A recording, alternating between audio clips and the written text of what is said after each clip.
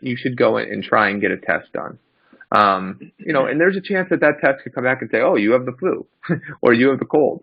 And in that case, great. Or, maybe it comes back and says you have coronavirus.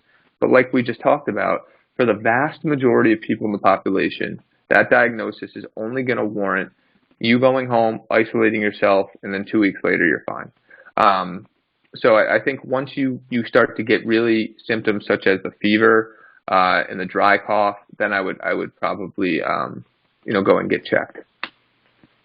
So in terms of protecting yourself from germs on surfaces or whatever, obviously where I work is a very public place. I see a lot of people wearing a lot of gloves, and I see a lot of face masks. But some say don't wear one, some say do wear one, some say if you're going to wear one, do it the right way. I mean, what's your interpretation of that? What do you think the face mask thing should really be? I'll answer that in, I guess, two different ways. So first would be gloves. I'm okay with for, like you, I know you work in a grocery store environment. So wearing gloves in that setting when you're constantly exposed to fruits, vegetables that people are going to be buying, you're shaking hands with people, things like that. I think gloves are a good idea. With that said, even more important is just general hand hygiene. I mean, one thing that bothers me about the whole wash your hands advice is that when did we stop having to wash our hands? I love that. I just, who wasn't washing their hands before?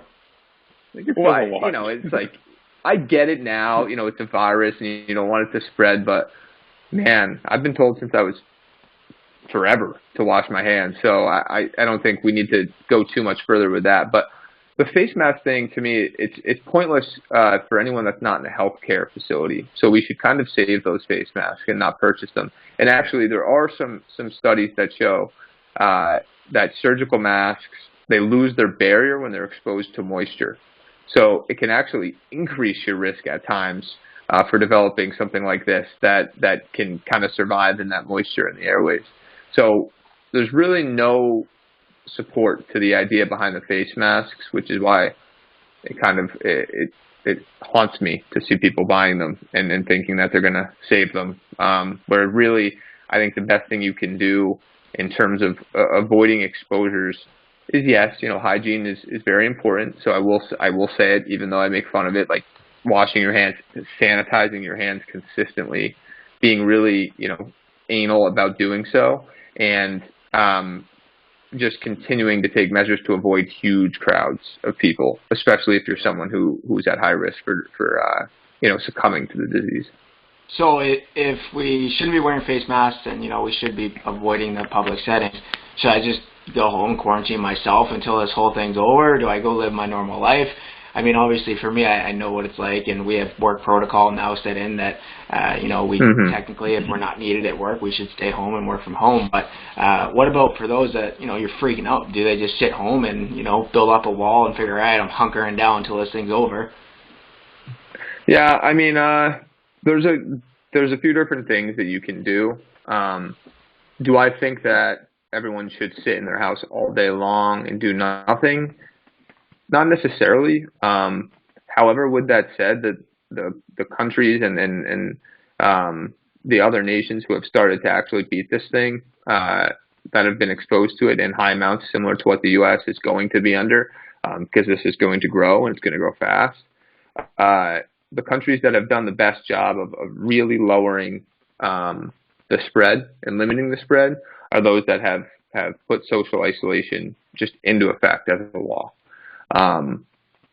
I personally, never believe in social isolation. That's what our show is about. We want to connect people with similar beliefs and ideals, and we want those people to feel like they always have someone, to talk to. And I truly believe that is a very healthy and necessary part of life. But in a time like this, I think the isolation thing is one, it's very good from a population perspective at limiting spread. And two, it just, if you have to go out, the typical number that they're saying right now is stand between 4 and 6 feet from the person surrounding you. So if you're in line at the grocery store, between 4 to 6 feet between the person in front of you. And I was actually talking to somebody, I don't know how true this is, and I haven't seen it in any literature that I've read, but I believe in Italy, they made people stand, 6 feet from each other in line, just in order to get their groceries.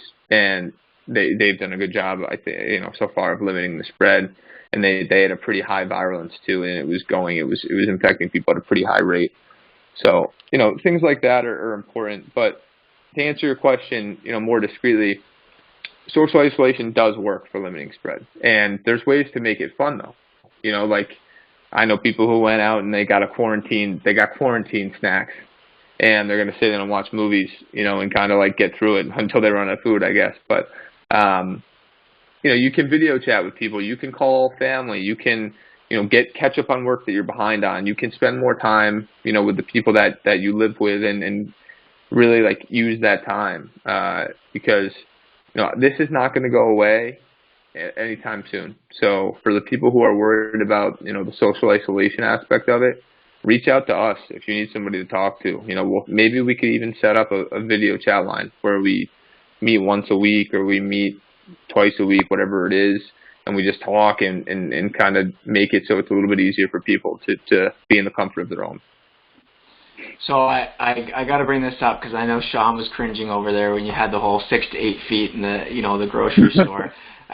Sean, obviously in the meat department. 4 to 6. Yeah, butchering meat all day and, being in that social setting where people are in that pandemic mode of I'm going to stock up on everything that I possibly can. They're always around. There's people who have to work in that setting. And what about for those people who do work in that setting? Should they be freaking out that, oh my God, I'm going to contract this virus? That's one of the things where a lot of people still work has to continue. Life has to continue. Mm-hmm. Not everybody's going to stay in their house and just hunker down. Should people actually just be fully afraid to just go outside? I mean, life has to continue. No, people shouldn't be afraid to go outside. I mean, obviously I think the reason why there's so much advice given to people about washing your hands, maintaining a distance, is because we don't want this thing to spread, because we want, as a healthcare community, we want life to get back to what it, was 2 weeks ago. It feels like 2 years ago at this point. But, for people that work in those settings where they kind of can't avoid human contact, well, one, I think as this continues to spread, a lot of those industries are going to take measures to make sure that contacts are limited. So I think that is a good thing. I think that's a proper move. With that said, if you're currently working in that setting, the best thing you can do is to practice good hygiene, is to, maintain a safe distance.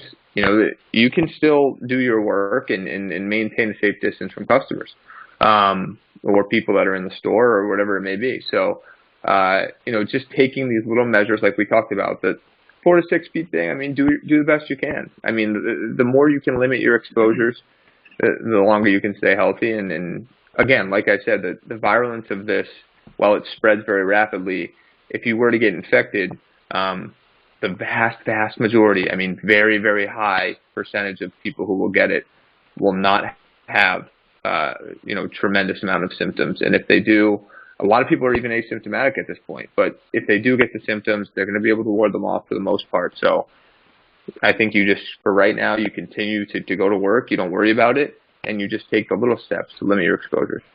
Right. Wash those hands. Perfect. Well, for that, I think I'm going to try to wrap this one up. I'm going to try to wrap this one up. I know that we all have busy schedules. There's a lot of people who are kind of hunkering down and looking for something to do, so hopefully we can provide that for you guys. In terms of moving forward with Never Give Up, we're going to try to provide as many resources as we can. I know we posted yesterday about if you're looking for any kind of medical advice with medical personnel, we can provide that, whether it's Albie or getting you connected with somebody else. We're going to be putting all new resources on our website, on different social media platforms. Sean's going to be monitoring all of those social media platforms, so if you're looking to get in touch with anybody here at Never Give Up Radio, feel free to shoot us a message, whether it's Instagram, Twitter, Facebook, on our website, email.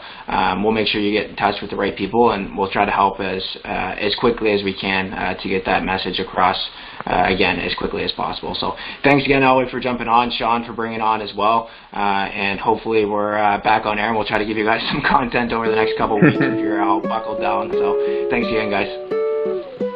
Yeah, glad to be here. Stay Yesterday I safe. thought that I was gonna die.